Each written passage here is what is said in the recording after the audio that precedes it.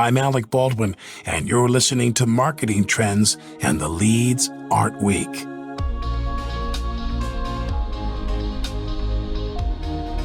Daniel Incandela always knew he wanted to be a storyteller. He just didn't know that he'd be telling stories for companies. The original plan was to be a visual storyteller, telling tales through the lens of anthropology. But after stints in a museum and a foray into sports and entertainment, Daniel's path ultimately led him to Conga, where he serves as the company's CMO. On this episode of Marketing Trends, Daniel discusses the art of great storytelling. Plus, he dives into why you can never underestimate the number of resources you put into a rebrand, and why you will never have the approval of everyone in the room. Enjoy this discussion. Marketing Trends Podcast is brought to you by Salesforce. We bring marketing and engagement together. Learn more at salesforce.com/marketing. Here is your host, Ian Faison. Welcome to Marketing Trends. I'm Ian Faison, host of Marketing Trends, and today we are joined by special guest Daniel. What's going on? Well, just trying to survive the world as we know it. Thanks so much for having me today. Yeah, thanks for coming on the show. We were talking before this about how it's exciting to be talking about some marketing challenges and stories, and I feel fortunate to have a job and to be doing some cool stuff. So I'm really excited to talk about your background. We have a bunch of folks that we kind of collectively know, and we're going to be telling some stories of early exact target days and some fun stuff there. But first, I want to get into, well, and of course, all the goings on at Conga. So before all of that, I want to get into your marketing background. How did you get started in marketing in the first place? That is a question I sometimes struggle with, because I think I may be the only CMO with an undergrad degree in anthropology. But as I look back, it actually makes sense, and I would not have changed a thing. I wanted to be a storyteller. I wanted to become a visual anthropologist, actually, and make films. And then I realized I also wanted to make some money. So my first career was actually in the museum field, producing stories digitally for museums, which was the closest thing I could find to anthropology. And that happened at a really unique time, because it was when digital was really taking off, and the experiences people were having digitally just changed, whether it was through websites or online video or in-gallery technology. And I really fell in love with the marriage of storytelling and also digital strategy at just perfect timing. And that led to the career I've had today. I've gone from museums to sports and entertainment, and I've spent the last 8 years in B2B software.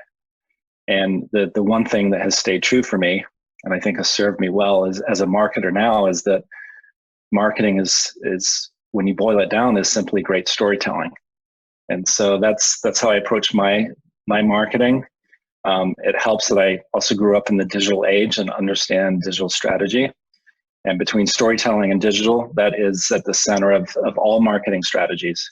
The idea of like crafting those stories, especially when you're working with history, right? You have a lot of gravitas to get those right. So flash forward to today. What does it mean to be CMO at Conga? It means a lot of things. I think the one, as a CMO, I fundamentally believe that marketing should do three main things for a company. The first is drive meaningful pipeline for sales. The second is to help build a competitive brand. And then the third is to help shape the culture of the company. I strongly believe that a strong, healthy culture within a company increases all metrics. So I approach marketing from those three perspectives. But I also think marketing has changed, whether it's shifting the budgets from IT and the marketing to have more control over a tech stack, to the way in which we drive strategy and work across teams to build collaborative projects. And so really, CMO is also about helping drive strategy and being a leader across all areas of the company, not just within marketing. And that's what I've tried to bring in my 18 months at Conga. And so for those of our listeners who don't know, can you share a little bit more about Conga? And I know that obviously there was a not too distant announcement that was pretty huge as well. So can you share more about Conga? Yeah, it's we are actually exactly 1 week ago today, we announced that Aptus and Conga were joining together to create the all new Conga. And the companies came together to essentially become the leader in digital transformation for all aspects of commercial operations. And what I mean by that is that we are here to help all companies across all areas, B2B, B2C, nonprofit, you name it, digitally transform the foundational elements of business. And if you think about what happens behind the scenes in every company, companies are dealing with documents, quotes, contracts, and all of these processes that surround that to drive commercial excellence within their company. And our own research has shown that we have found that companies are still using traditional filing cabinets. They're still using fax machines. Some are still using typewriters. So as hot of a topic, we know that companies out there still need help. And that's what we're here to do. We're here to help others drive their own version of commercial excellence. Yeah, it is such a it's such a loaded term to talk about digital transformation. We talk about it all the time, and it's something that is ongoing, right? Like it's never ending, and there is. I would be really curious how much, and maybe you have some of this research handy, but how far along collectively we are on this digital journey, because it seems like. Depends on where you look, it can feel like it's pretty far behind. And as a marketer, you're trying to speak so many different, like interjecting it at 25 different miles of a marathon, right? And each one, someone is in that particular moment in time, that particular pain point, where they just want to get to the next mile marker. Every company is doing it in some form. But what we have noticed is that level of maturity across companies differs vastly. And there are some companies that are leading in that area and clearly have figured out how to innovate and move quickly. And then there are some companies that are just getting started. And when you're getting started, it is a daunting task to think about how you transform a company under a lot of pressure, especially during a pandemic or the thoughts of a potential recession around the corner. There's a lot of pressure on companies right now to figure out how to be more efficient, how to operate faster, and generate a greater speed to value. So no matter what, today is a huge wake-up call, I think, to companies across the world that they have to take this more seriously. And in order to do that, it's a bigger investment, not just in dollars, but resources and full company support. I want to get into some of the marketing strategy. I'm sure you are marketing to multiple folks within this kind of like buying group around technology. And one of the things that you focus on is this, idea of the 5-star experience. Can you talk about, marketing an experience, marketing a 5-star experience specifically? I will do my best. The 5-star experience comes from the original Conga core values. It's how the company was built, with a really unique focus on just a great customer experience, but making sure customers could be successful. And if I think about B2B marketing today, especially when physical events are not available right now and most likely won't be for months. And even when we get past this, the thought of an event will be reinvented. We are competing with one another to come up with the best marketing strategies. And it's clearly not doing a webinar, which is what every other marketing team is doing right now. So for me, it always starts with the story. It has to go back to the story. If you don't know what story you're telling, you're in big trouble. So if you have something meaningful to communicate, something that's going to provide value to a customer or a future customer, it has to start there. And so we've been doing that. We've also been monitoring our own marketing channels to see how they're performing in quarter, how we can optimize those, how we can make it a better experience. And that's what every marketer should be doing. But the thing I'm more focused on now is that things will never be the same, where you could use a pretty standard B2B marketing playbook and see some success. The future is unknown. And what I tell my team constantly is that the future interview questions they will get when they are becoming marketing leaders or CMO is, how did you pivot during a pandemic? What marketing strategy did you lead with in order to be successful or to drive strategy across the company? And so I'm starting to think about, what are the future of events? What does that look like? How does it become more of a blend of potentially some physical experiences, but also integrating webinars and also virtual events into something that I think will reinvent itself as a B2B experience? And if we're not approaching that first with what is the story we're telling, innovation and creativity, we don't stand a chance. And that's how it ties back to 5-star value, is that when we put together a campaign, an ad, a big investment in an event experience, it's all about that customer experience. How do we give them the white glove experience? How do we think about them? How do we think about their needs? How do we make sure we provide them with valuable content to allow them to go back to their jobs and be heroes? And so it comes down to two things always. One, the story, and two, really thinking about the customer. So how do you craft a story? And and I guess even taking a step back from how do you craft it is like, how do you craft a story that fits within, that kind of experience framework for your customers? Are you crafting it for, putting your customer at the center of the story and trying to figure out where they are, what the inciting incident is, where they're going? Like, what do you mean by, how do you do that? Well, I think the story can take many forms. And for Conga, we have products that can be used across B2C, B2B, nonprofit, any industry, small business, all the way to enterprise. That is both a wonderful and challenging thing to have to solve for, because it allows us to market to anyone, but it means we also have to be more targeted. So really the story can take many shapes, whether it's an industry focus or a persona focus. That's one way, but it has to start with, what does the company stand for?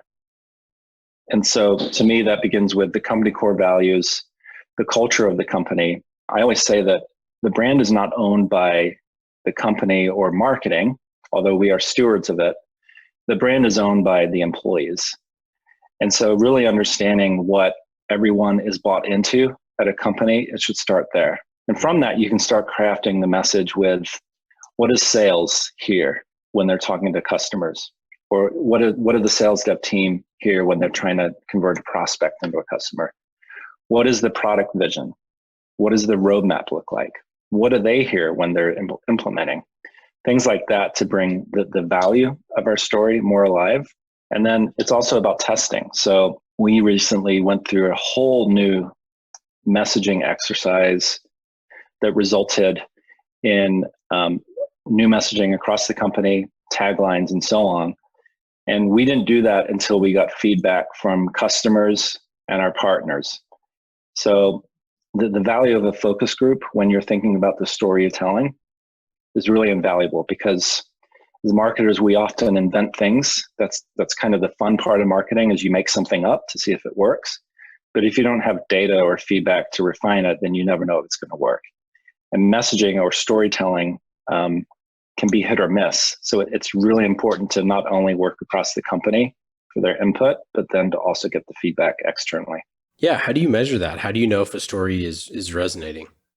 We try to get a lot of feedback from our frontline teams, whether that's customer success, the partner organization, certainly the sales team, but also our sales dev team, which is on the phone all day, talking to future customers and listening to what they need.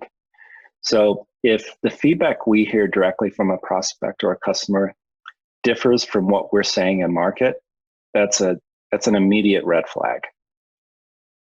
And so that has to be done in harmony. Like, it's real time. And I love working with a sales dev team, because they are kind of our frontline focus group. They get the real time feedback from real human beings day in and day out. So I think it's important to be closely aligned to them. And then a lot of it then comes to the campaigns you're running and A/B testing and ensuring that you're actually driving the performance you anticipated. If that's off, it's either a design or a messaging issue, but those usually go hand in hand. When you're creating a story, do you use a framework? Like, how do you involve your team members in crafting that? Do you have product marketing plus your brand marketers plus, demand gen? How do you craft that? I've learned it as a marketer that you have to be collaborative, and marketing should be an open, transparent book. Anyone that's worked in marketing that is listening will know that no matter what, you're always going to get opinions and feedback. And often most people think they can run marketing. So I learned on very quickly that it would be smarter and save more time and create a better end if you're totally open and collaborative from the beginning, as opposed to trying to do it by yourself and just pushing it through. So in regards to messaging and storytelling, that always has to be a collaborative project, because you need people to feel like they are invested and have buy-in. So if you're not aligned with the sales team, certainly product and product marketing, but also corporate development or the strategy arm of the company, like all of those people need to feel like they have had a voice in the story, because you want them to tell that story for you as well. And so it has to be collaborative in order to get the overall company buy-in. But on the flip side, we also work with really smart people. So why would you want their input? It's just going to make the story even better. So that's the approach on the collaborative side. There's frameworks that we use. We tend to follow a messaging house structure, where we go through a very thoughtful process of how we think about things, how we describe things that all fuel the story or the message. But even that is done in a highly collaborative manner. Speaking of stories, I'd love to hear some from you. So early in your career, you had the pleasure of doing a couple rebrands in and around a lot of products marketers know and love. So I'm curious, take me back to the days when you were sitting at Exact Target and kind of the next following 20 months. Yeah, that was my first software job. And technically was my first marketing job, because historically, earlier in this century, digital teams sat in IT. So that transformed. That's when I had my first marketing job running digital for Exact Target. And I had a really good view into how the company was growing. So before they went public, they transitioned from 1 to 4 products, which required, I wouldn't say a full rebrand, but certainly a visual and messaging refresh to expand. After they went public, we went from 4 products to 7 product sets, which required a similar exercise.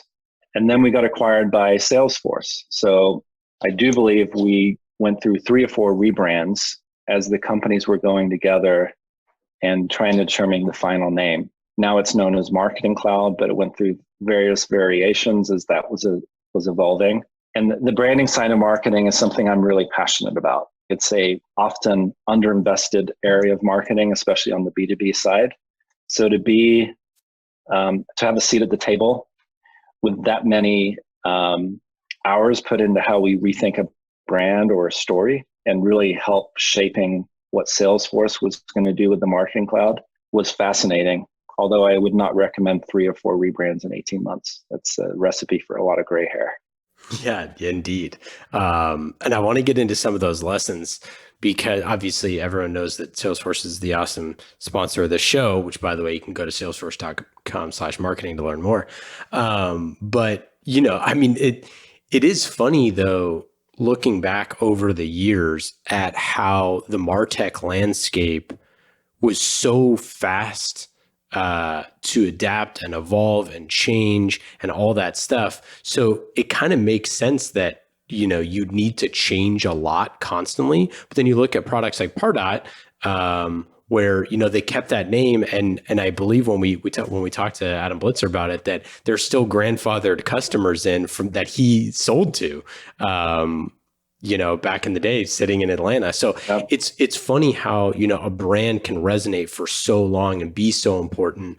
And then there's kind of time for change. So I'd love to get Daniel's kind of tips for rebrand. What went into those decisions, and what would you maybe do differently?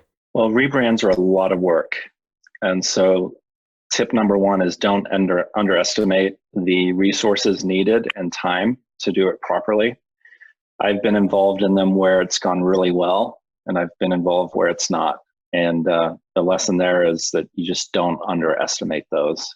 The thing that I also want to stress is that a brand or a rebrand is so much more than a name or how it looks. And I think it goes back to what I was saying about the importance of storytelling. It's got to stand for something that is based in authenticity. And so I think your example of Pardot is a really good one because they have such a loyal fan base. And I think that came through as people talk to more of their customers and certainly the employees on that side. You've got to listen to what people are saying. And often something that is not measured is what are the customers saying about the brand? What are their feelings, whether that's brand awareness or brand sentiment? That has to be a factor in how you decide. You can work with an agency that is going to help you visually and all of that stuff. But if you're not really thinking about how the story ties to the brand, how it thinks about the customers, then you're going to make some really big mistakes because you're overlooking some of the most important things. Yeah. What do you think those important things are, right? Like, what do you think that those things, like the non-negotiables, the things that, you really need to look at? I remember there's a great story of Reid Hoffman talking about LinkedIn where they had the LinkedIn open networkers, like their lions, which are like their most avid, LinkedIn people. And they wanted a bunch of different stuff, and they never built those features for them because the vast majority of people who weren't like the super users, wouldn't really want, a bunch of the stuff that they wanted, as kind of like that, both sides of the same coin where you need to build where you're going, not just where you are, sort of a thing. So I'm curious, what do you think some of those non-negotiables are when you're doing a rebrand? Look, I think the company leadership, everyone that works at a company has to wear the brand on their sleeve. And so if we look at what Salesforce has done with their brand, they're one of the biggest company and most successful companies in the world. But when you really look at them, it comes down to community. And so what they've done on the Trailblazer side is really, really impressive. They have helped enable millions of people outside of the company to become brand ambassadors. And at Conga, we've done something on a much smaller scale where we refer to our employees and even customers as Conganeers, right? And so that has happened not because the CMO wrote it down. It wasn't listed in our brand guidelines, which we have brand guidelines. This is something that happened organically because the employees cared so much about their own company, the values, what the company stood for, what the brand stood for, that they took that into action.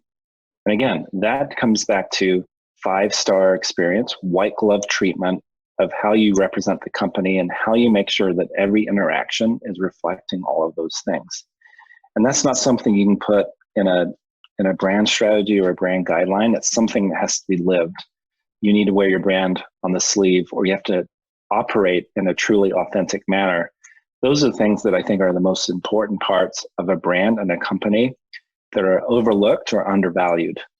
And that's why I say a brand is not owned by the company, it's owned by the employees. Yeah, we've talked a lot on the show recently about how, customer experience is the new brand, right? How your customers actually use and talk about your product is what your brand is ultimately.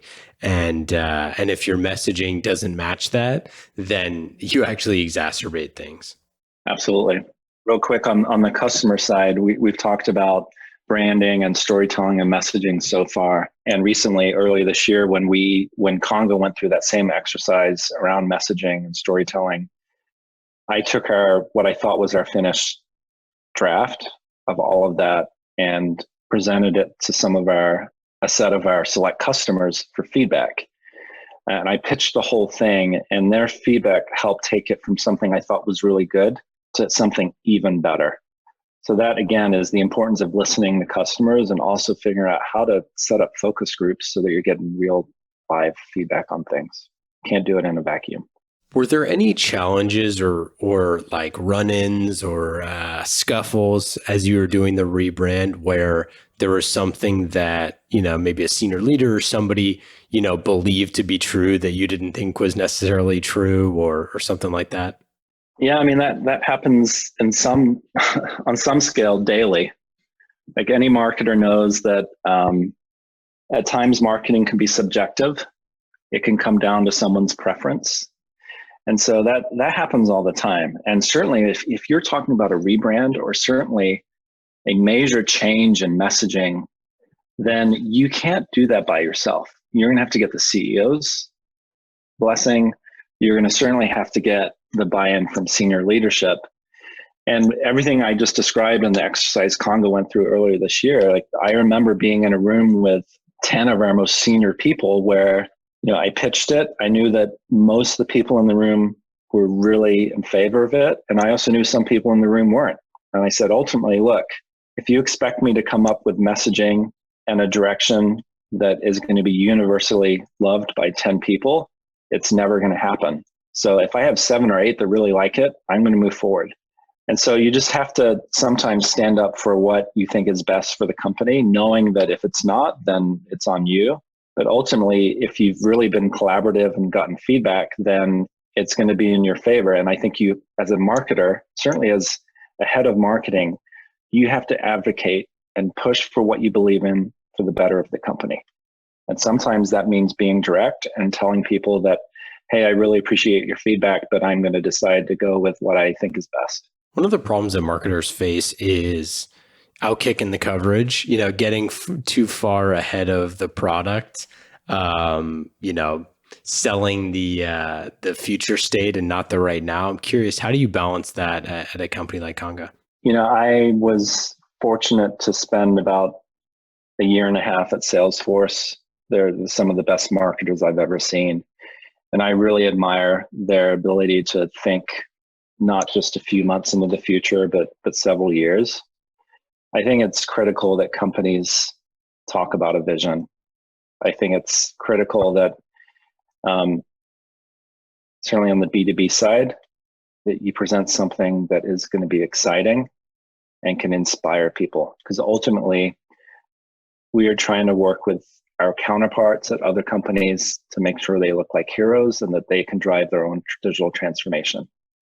I think part of that is selling a vision and a future that is aligned across an executive team that sales believes in, certainly the product side believes in, but also marketing should take that and craft into a story that's going to inspire people. So I think it's okay to market a couple of years out, because that's ultimately where we're trying to go together. And so if you can't inspire someone beyond 3 months, then they're going to go to a company that can. And so I think it's honest to tell those stories in a way that is truthful, but also can excite and inspire them. Do you have a favorite campaign that you've ever done? And I do want to say, we'll get into the Indianapolis Speedway stuff as well, because you've worked between the Indianapolis Museum of Art and Indianapolis Motor Speedway. You've done some seriously cool marketing challenges. So maybe there's not just one campaign, but I'm curious, maybe you could name a couple. Well, it's you kind of nudged me. I got to share some experiences from when I ran digital and content at the Indianapolis Motor Speedway and IndyCar Series. For those listening, if you've heard of the Indy 500, that is run at the Indianapolis Motor Speedway every single May, except this year. And so that was a lot of fun, because you could release content or send an email or tweet or promote a ticket sale. Whatever you did, you had millions of people that were frothing at the mouth to be a part of it. That's very different from nonprofit or B2B. B2B, you have to work really hard to capture people's attention. But when you're talking about sports and entertainment, it's fun. And you can release almost anything and just see instant results and gratification because you've produced a video and it's got 1 million views or something like that. It's just totally different. And so I got to work on all kinds of things, from I got to partner with Verizon Wireless to produce the first IndyCar app. I worked with Hot Wheels where they put on a complete real Hot Wheel track where they did a massive jump. It was just totally different. So that was so much fun. But as I look back on my career, I think that B2B is still the most rewarding thing I've done in my career, because in B2B, I've noticed that it tests you on a different stage. The stress is more, the risk and reward is more, and there's no hiding it. I mean, if you're good, you're going to be good. If you're not, there's no way to hide behind anything. And so for me, the various rebrands or website launches or new messaging or big events or new pieces of content that I've helped be a part of on the B2B side is probably still the most rewarding because it's a harder audience. We're trying to sell to really smart people that have to make the right choice. And if you don't get it right, like there's nothing you can do other than hopefully keep your job. But if you do get it right, then it's a really great feeling. Yeah, I think, one of the things that's so fun about the business campaigns are that it's people's careers, right? Like people work, so hard and spend so much of their time at work that to be able to provide something that helps them in their career is really rewarding. And you get such good feedback from people when it does, work great. I was listening to a podcast today where someone was talking about, like, I couldn't imagine doing my job 10 years ago without this product, like this product. They were just like glowing about this product. And they're like, I just couldn't imagine doing my job without it. Like, that's such a cool feeling. And it's that kind of like, that's the same. You don't have necessarily the sexiness of some of the CPG campaigns or some of the things like you can do at the Indy 500. A lot of times it's not someone's passion, or it's their thing that they do on Saturday or Sunday afternoon, but it is the thing that they spend 40 to 60 hours a week working on. So if you can create something great, then it really is rewarding. Totally agree. This is your second stint here as a CMO, but really being, a head of marketing and marketing leader for a long time. How have you viewed mentorship throughout your career? Are there any mentors or people that you've relied on in the past? Yeah, I have a long list of people that when I think back, I would not be where I am today without certain people stepping in at different stages in my career and helping or challenging or pushing me. And I think about that a lot. And now today, as a leader of a pretty big marketing team, I watch people trying to carve out their careers and become better marketers and have visions of leading their own teams. And so I've reached that stage of my career now where it's come full circle, that I feel so lucky that I had such key people during my career step in and guide me, that I feel like it's my duty now to do that with my team, but also marketers outside of the company. I just wouldn't be here today without people helping me. And I want to help them, because if I can become a CMO, so can they.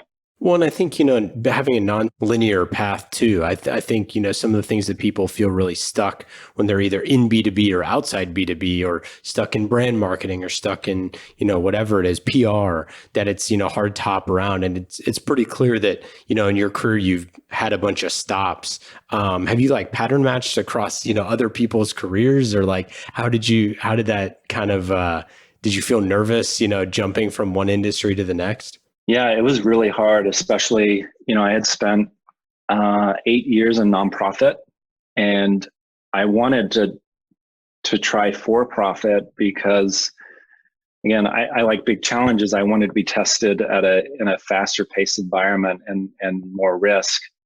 And it took me a couple of years to make that happen. It was really frustrating. And ever since then, I've really thought about, in some ways I feel a little lucky that I was able to transition.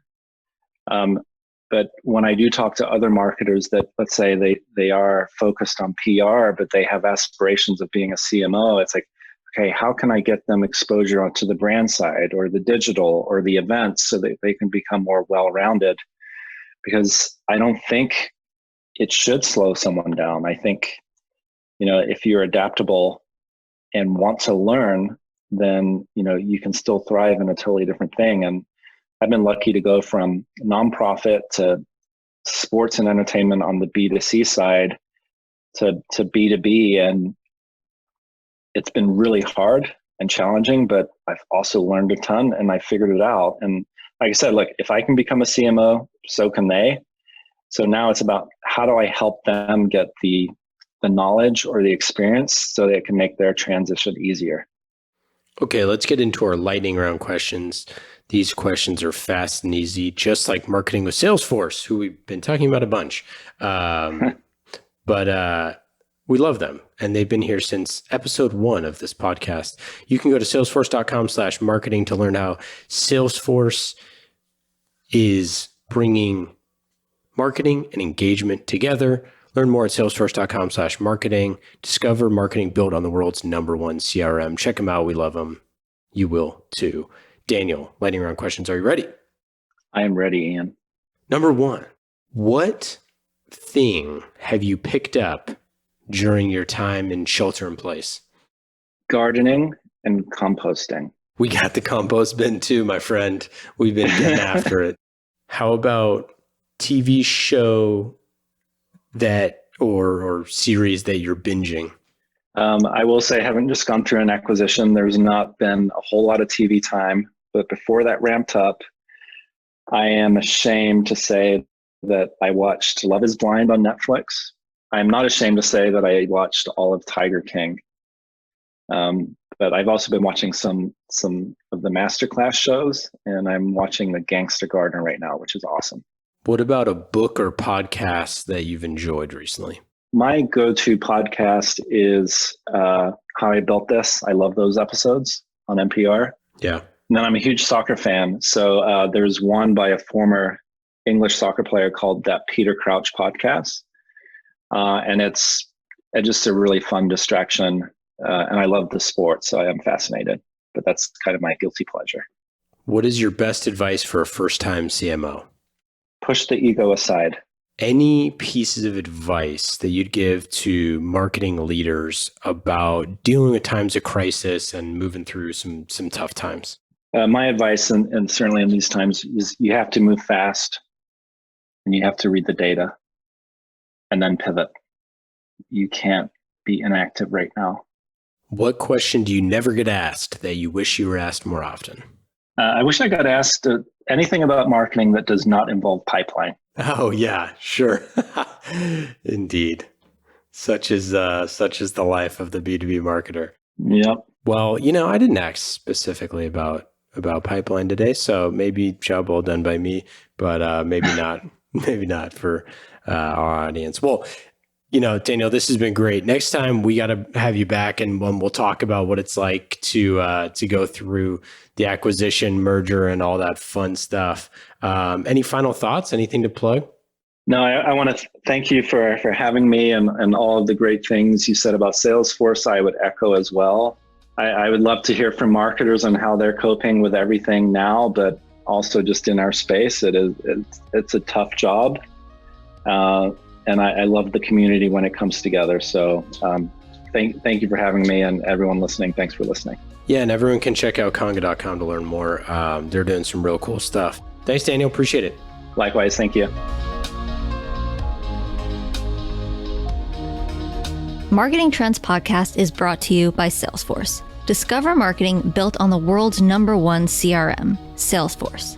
Put your customer at the center of every interaction. Automate engagement with each customer and build your marketing strategy around the entire customer journey.